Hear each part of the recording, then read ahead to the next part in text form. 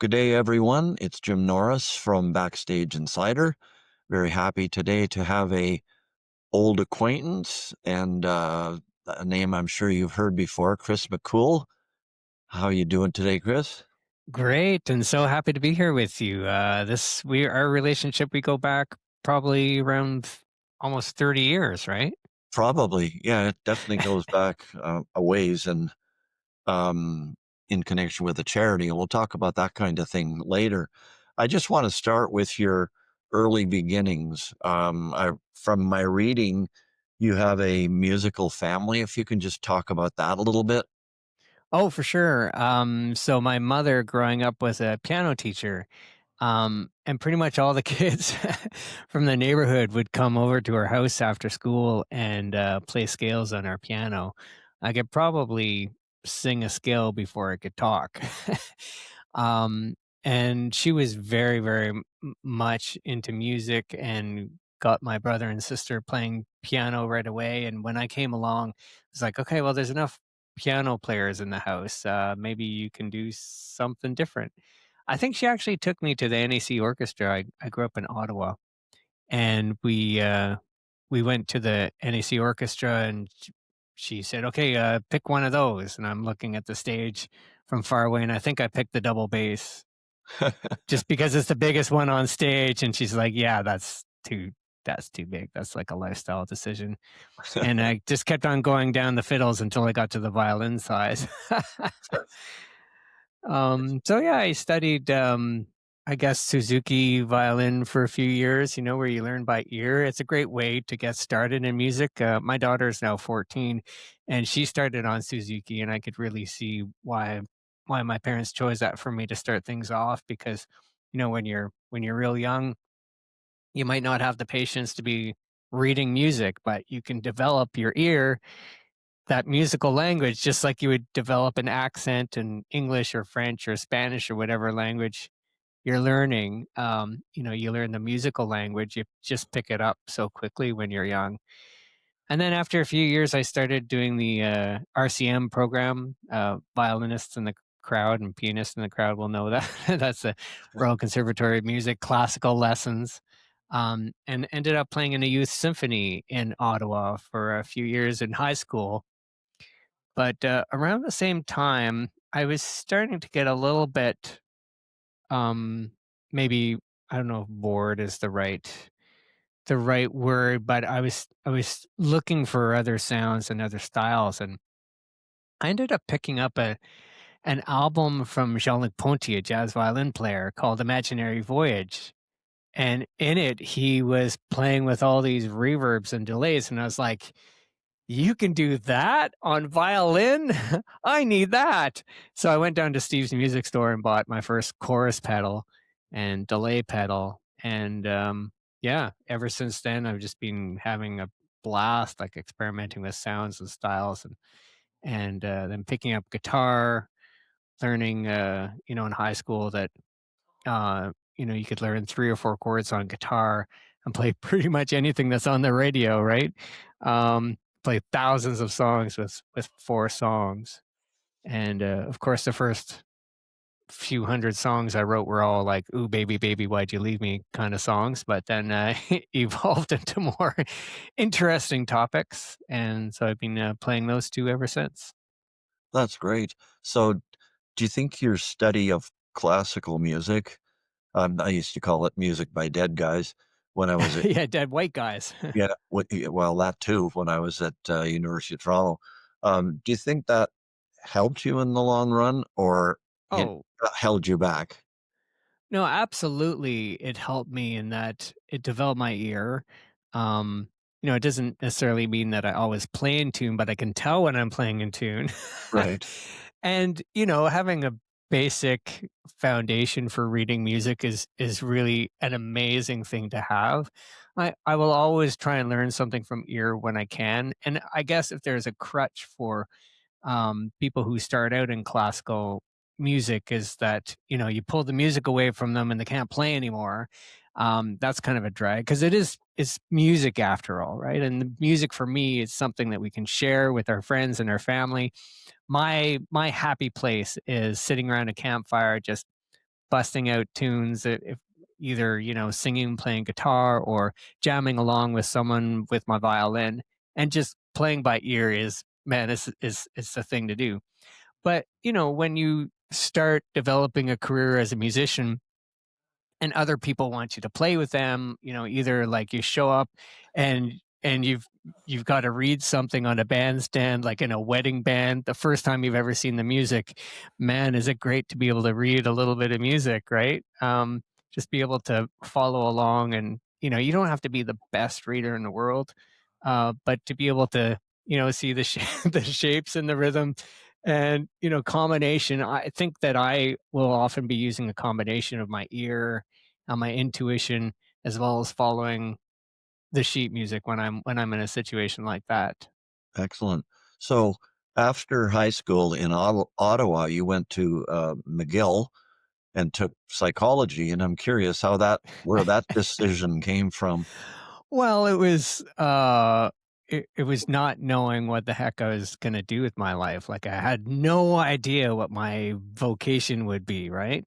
So I knew I loved music. But my parents never encouraged that when I was that age as a job, as a vocation. I guess they didn't see just how eclectic, a musician's lifestyle can be, and how it is possible to make a living doing a whole bunch of weird random things to Right, piece together, a decent lifestyle, a decent living. Um, Probably, you know, a lot of people would look at a music career and think, okay, well, either you're going to be super famous or you're going to be in abject poverty, going to the soup kitchen. And there are so many people that live right in the middle. We're not famous. We're not super famous, at least. Um, you know, we're Juno nominated famous, not Juno winning famous yet. But we're also able to make a living, and there's so many options, so many ways to do that. So I guess my parents never really encouraged that, never thought of that as a viable vocation. So I ended up just picking something kind of out of the blue. We had a subscription to Psychology Today, the magazine. I right, kind of enjoyed reading it, so I thought, okay, I'll apply. I thought, okay, where's the coolest place that I could apply to? Like, where would I want to study? It was Montreal, so I applied to McGill. That's got a really strong psychology program, and they do a lot of amazing research there. And I got in with a bit of support from the university. What do you call that when that, like, a not a grant, but a subsidy or whatever, like, whatever. It's like, yeah, they want you as a student. So I ended up going there, and then I stayed in Montreal for a few years because I just loved it. I mean, it's the best city in the world, um, and a great place to start as a burgeoning musician, right. which I ended up transferring to after after I graduated, with a BA in psychology. I just went back to playing as much music as I could. I think I was paying like $250 a month in rent, and, like, it was just so cheap to live there. And then even when I got a place on my own, I had my own apartment, I was paying 500 a month. So, it's very easy to survive as a musician in those days in Montreal. I could bike everywhere, and it was just amazing. But, I do sing in French, but predominantly I'm an English singer and performer. So I ran out of places to play in Montreal and ended up moving to Toronto, where I spent 20 years playing with bands, and then started touring all over the place and forming Sultans of String, and eventually now I've been in Burlington, Ontario for 8 years, which is an amazing place to live for a whole bunch of reasons. Um, it's a little bit of a big fish in a small pond kind of thing here. Like, it's easy to feel a bit more noticed in Burlington than in Toronto, let's say. But it's also a great place to raise a family. It's sandwiched in between Lake Ontario and forests and the green belt. So yeah, it's pretty awesome. That's great. So in Montreal, when you were living there and becoming a psychologist, what kind of music were you playing? Like, were you playing in different groups, or what were you doing?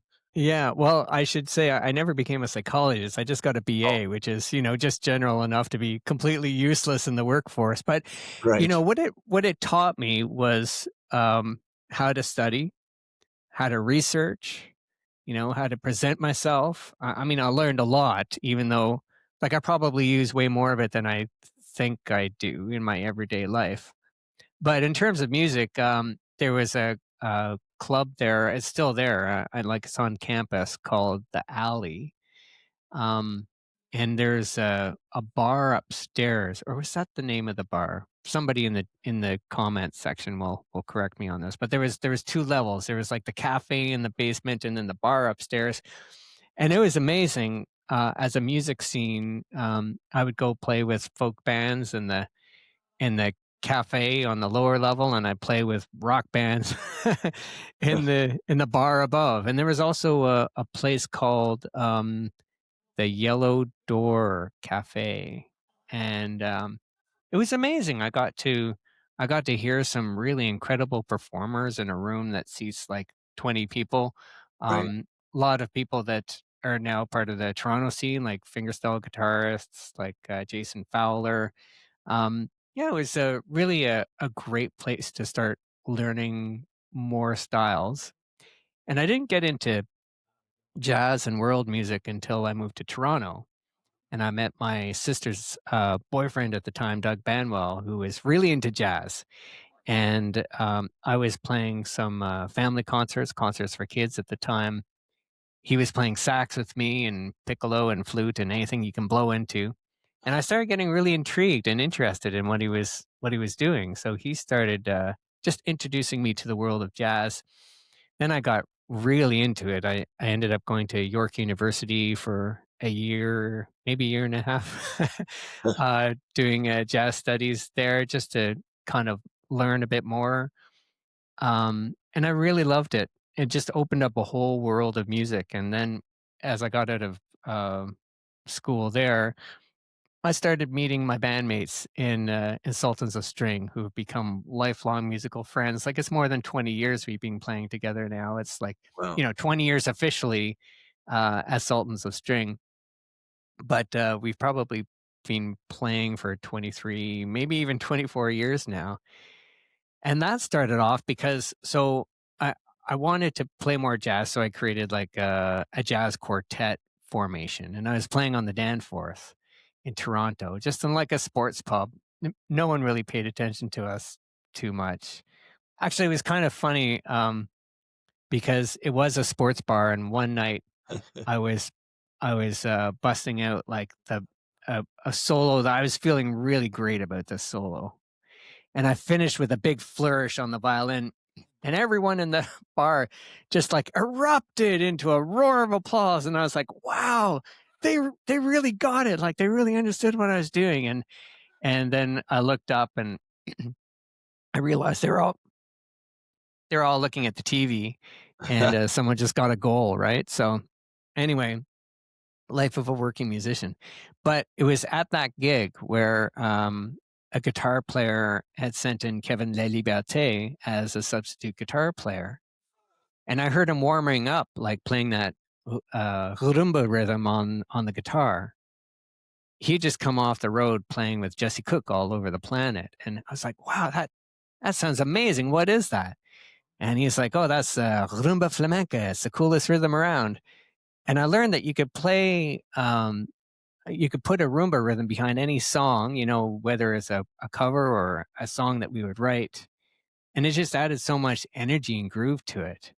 And about the same time, I met Drew Burston, our bass player, also on a jazz gig, this one playing at Toronto City Hall. And he was brought in. I'd never met him before, but he was brought in by another guitar player. And I was like, man, you know how to play that thing. And Kevin and Drew already knew each other, so it was natural that we would start to play together and adding other musicians and friends along the way. I've learned so much from those guys. Like the was something that somebody told me very early on. If you want to be a good player, play with players that are better than you Right. because they've got really good time and good pitch and really great feel and a depth of knowledge. And really it's the combination of all our skills and all our interests that creates that Sultans of String sound. So Kevin with his rumba guitar and jazz studies, and Drew with his jazz studies. He studied music at McGill. I think we're even there. We had an overlap of a year maybe, but we didn't know each other in Montreal. But also playing on big pop stages with artists like Chantal Kreviazuk and Melanie Doan, and having that understanding of how to be on a big stage, like how to move your body, how to engage with the audience. Um, and then I was playing with a group called Club Django. They're a Django Reinhardt, Stefan Grappelli group in Toronto. They're really they're really super fun. So I was learning some of that Django jazz and learning a bit of East Coast Celtic on my violin or my fiddle, and learning a little bit about Arabic music from my ancestry. Most people think that because my last name is McKhool and I play violin or fiddle that I must be Irish or Scottish and play lots of jigs and reels, but actually McKhool would have been pronounced McKhool in Kaframishki, Lebanon, where my ancestors are from. So we bring all those styles and influences to the group, and it all blends together into something new. That's great. And Sultans of String, if you have a look at the series of albums and tours, it's kind of a fluid group in a way. Like you've got the bass, but at any given time, the number of people in Sultans of String varies, and it seems to be different people. Yeah, I joke it's modular like IKEA. Yeah. Depends. Like we go, this is something that maybe is a good tip for other musicians starting out, creating bands and wanting to tour, is have different formations for different kinds of tours. So, when we're flying over to the UK and we're playing for the door, we'll perform as a duo or a trio. Or Right. if we're going to the US in a state we've never performed before and we're not making a lot of dough, the duo or the trio is the thing. Um, there's also something magical about a trio is that it's kind of like a tripod, it never falls over. It's always steady because there's just, one person does something and then another person reacts and then the third jumps on. It's a lot easier to shift and move very quickly as a trio than when you start adding other musicians. But I do love performing with larger bands, and our newest band member, Saskia Tompkins, plays the nickel harpa, which is an incredibly interesting instrument. It looks like it came right out of Middle Earth, like a hobbit should be playing it. And we played for years with really interesting percussionists like Rosendo Chende Leon playing cajon, the wooden box, as well as other Arabic percussion and full drum kit, and that's great. That's a great sound for when you're playing a festival on a Saturday night and you want to get people up dancing. And then we've done some really large scale projects over the last few years, like the Refuge Project, honoring the contributions of new immigrants and refugees to Canada, and another one called Walking Through the Fire, which is collaborations with Indigenous artists from coast to coast to coast, First Nations, Métis, and Inuit artists, and touring that and creating films. And it's just been an incredible voyage. Just what day is it today? Tuesday. On the weekend, we were playing with Orchestra Toronto, doing our Christmas caravan. So we had a bunch of special guest singers with us, including Aviva Chernick, Ken Whiteley, Rebecca Campbell, and we had everything orchestrated. So that's a whole other world of, like, performing with symphonies. And if there's a word of advice for musicians that are getting started out, it would be like think about all the things you can do. It's almost like um, mutual funds, right? Like sometimes some are up, some are down, some are hot for a while, and then it cools down, something else takes off. But if you've got your fingers in a lot of pies, not sure what the expression is. If you've got a lot of things on the go, you can stay pretty busy.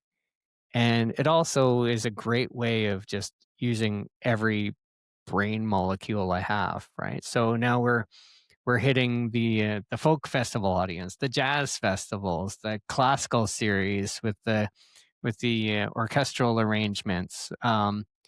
It's a great way to just be very being having diverse shows and sizes of bands means that we can pretty much fit anywhere. How does your fan base react to that diversity? 'Cause generally speaking, in the music business, diversity doesn't work very well.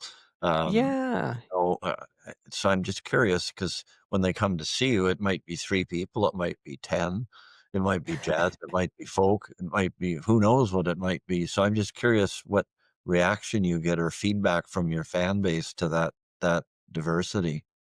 I like to think that that's part of the reason that we've been able to survive for 2 decades as a band, because the thing is, we are having fun on stage, and I think that's the real core and the line through everything. We're having a blast playing music, and that's very addictive. Like, it's really fun for an audience member to see us having fun on stage, and the music is very similar. We play almost the same set, whether we're playing in a folk club or a jazz festival or even the classical series with because we're bringing in the classical sounds to accompany us and be a partner with us, but the songs are still the same songs. And I think there's something about um maybe the frame we put around songs I find very important, right? Like whether it's a song with lyrics or we also play a lot of instrumental music, particularly when we're a duo, trio, quartet. And each song, like it might be instrumental, but each song tells a story. And we kind of put a frame around the song so people have something to think about while they're while they're listening to the music. They understand what it's about. And so my feeling is it just crosses all those genres very easily. Like a Sultans of String set is very diverse. In the set, you hear all those different styles. So that's the kind of person that is attracted to our music. Someone with an open mind and likes hearing a lot of different sounds and a lot of different grooves and a band that's jumping up and down on stage. Well, I think generally the record industry and critics and journalists are way too uh, genre focused that they have to put things in a box. And to me, it's better. Like in your case, you're your own box. I mean, you have your own genre almost, which I think is a good thing. And whereas other people say, well, is it jazz? Is it folk? Is it no? It's Sultans of String. It's just what it is, right? And I think a lot of successful artists, that's what they are. They've almost created their own genre, and it attracts a certain fan base, and obviously you've done that. It's true that the fan base that we have is, I mean, they're self-selected and it's different from any industry categorization. Right. And it is true that it is difficult for the industry to know exactly who we are and what we are. But I care less about the industry than I do about the Yeah. folks coming out to hear us and our enjoyment on stage because bottom line, um, even though we have all these different kinds of shows, I'm so busy now that I'm not able to play in many other bands. And so I really have to make this band interesting for me.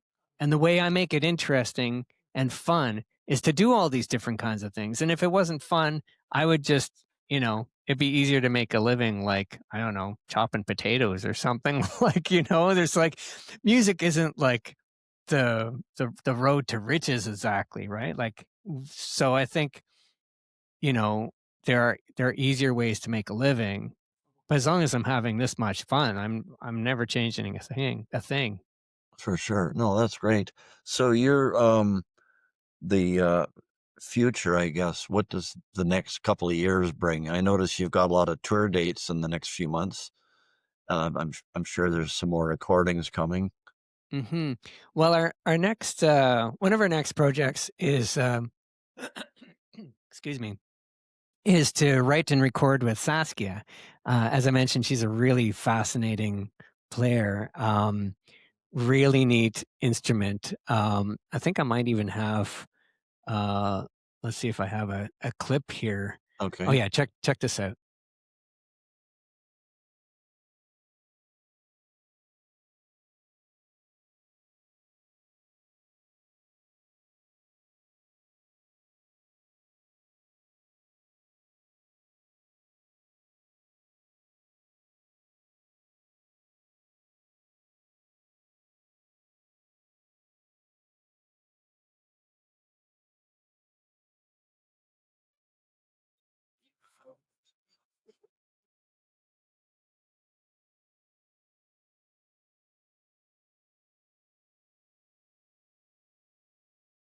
So you can see how much fun we can have with that instrument in the band, right? And what's that instrument actually called? It's called a nyckelharpa, and it's a Swedish instrument. Apparently, Saskia was telling me that it it was kind of dying out in Swedish culture, and then the government realized like one of the best ways to whatever interact with the world is to export culture and music. So a bunch of years ago, they started having like these evening workshop sessions where you could build your own nickel harpa. And I think her husband Stefan built that one that she's playing. My god, that's it must So be difficult. yeah, it's weird. It's a fiddle, but it's got keys. It's like the platypus of string instruments, and I think there's like 12 or 16 strings on them, but she only plays 4, so it's a bit of a cheat. Wow, But, so we're gonna be writing and recording with Saskia, and, also, in addition to playing with Sultans of String, we're on the road quite a bit doing, children's music. So, I've been performing for young audiences, family audiences for 30 years now. This is actually my 30th anniversary. So we just recorded a new album called Little Leaf under my own name, and we're going to be touring that right across Ontario and a little bit beyond. And I have just a very quick clip there. All God's critters got a place in the choir. Some sing low and some sing high. Some sing out loud on a telephone wire. Some just clap their hands or paws or anything they got to do. All God's critters got a place in the choir. Some sing low and some sing high. Some sing out loud on the telephone wire. Some just clap their hands or paws or anything they got to do.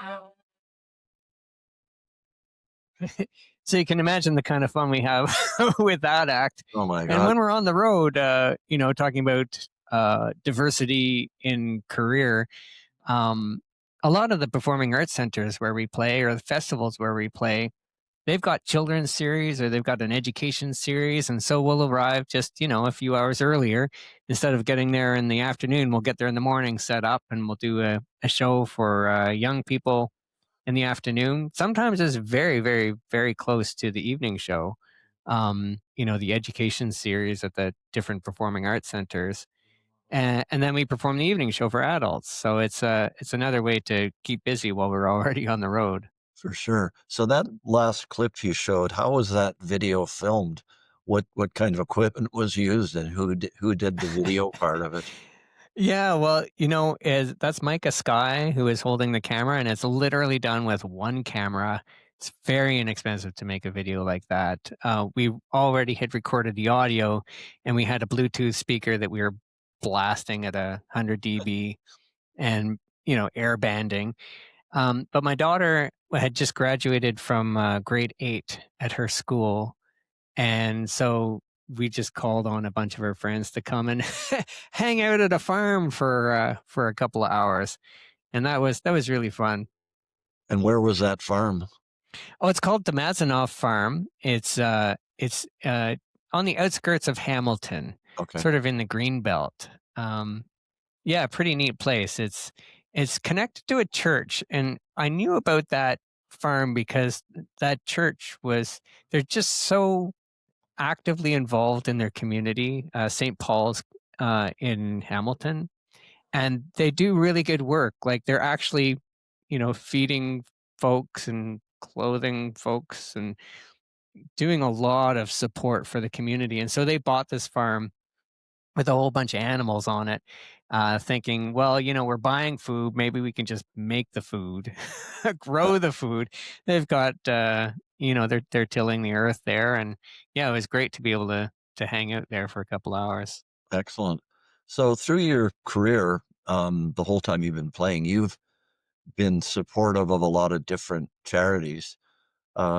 Maybe just talk for a minute about that, and if there's any charities now that you're especially focusing on.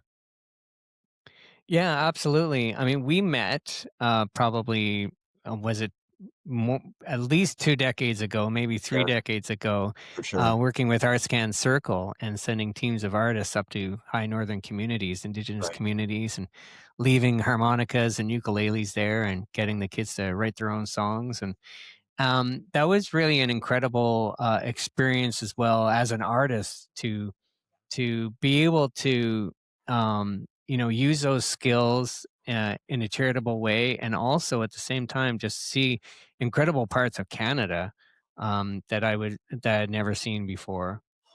Right now we're doing fundraising on our Christmas caravan tour for the UN Refugee Agency, which raises funds for medical supplies and food and shelter and clean water for the tens of millions of displaced people on Earth right now, and so I think they do really good work.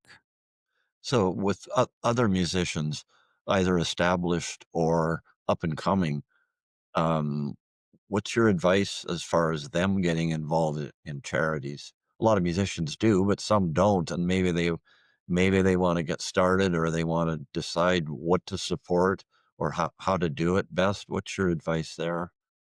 Well, it's definitely gotta be something that you feel very strongly about, like, it has to be something that comes to you naturally. I feel that that's very important because you don't want to be, just doing it because you think it's gonna get you more visibility or, it's gotta be for the right reasons, definitely. Um, I think, I think as well, eh, for me, music in itself is almost like social work. Like, I I think I might be a little bit bored if I was just playing music for music's sake. I'm not saying there's anything wrong with that. Like, it's important for every human to be happy, and whatever makes you happy is worthy. But for me, music has a greater purpose. It's about sharing my vision of a country here where we can strive for everyone to be able to partake in society. It's very important for us to bring on, like, share our stage with equity deserving artists. That's why we launched the Refuge Project, featuring new immigrants and refugees, and they're just tremendous artists, and we learn so much from them. So it's really very much a two-way street.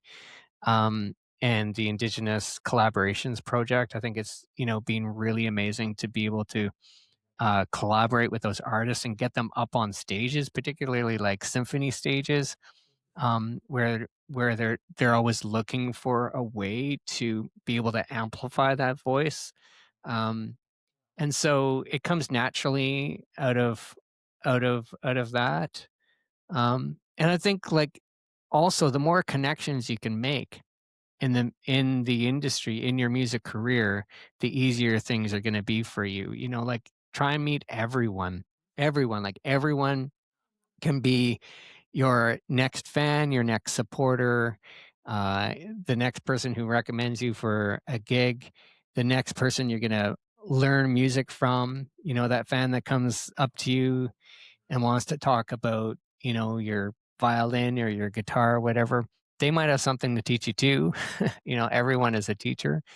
That's Um, that's so yeah, just meet as many people as you can and play with as many people as you can. excellent. All right, Chris. Well, we're gonna wrap that up now. It's good seeing you again. Great And to see you. yeah, for anybody watching this, get out and see Sultans of String. There's a whole bunch of dates on their website over the next few weeks. And when you go to see them, there's always some surprises. So that's a good thing. So, yeah, thank you very much, and we'll talk to you soon. Thank you so much.